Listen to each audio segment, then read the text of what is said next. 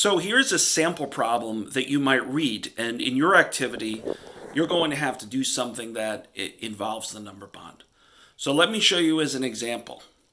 John has 2 cups. Bill has 2 cups. How many cups do they have in all? So what your task is going to do, and yours is going to be a different problem, but it's going to be similar in the fact that you're going to have to look at these words here and decide where these numbers go. Now, going back to the word problem, they want to know how many they have in all. So there's John that has 2 cups and Bill that has 2 cups.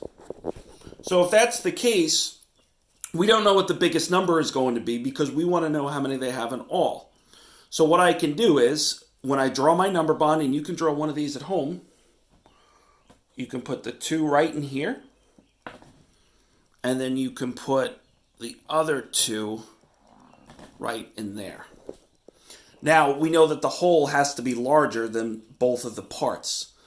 So in this case, we're going to put those numbers together and then find out what the whole is. So when you make your number bond, what we're going to talk about is putting together and taking apart.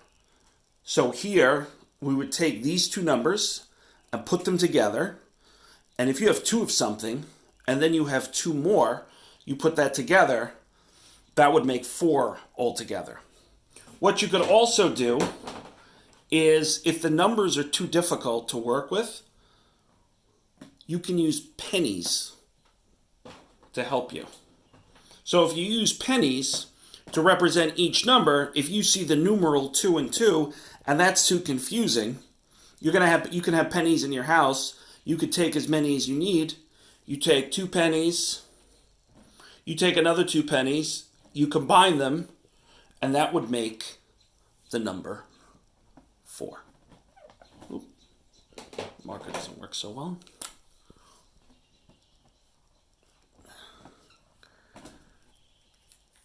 And then 4 would be your answer.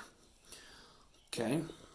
So realistically, how we're looking at this when we're using a number bond, to review, the whole is going to be the largest number, and then the parts are going to be the 2 parts that make up the whole there.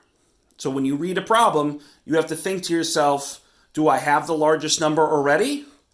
Or do I need these 2 little numbers down here to help?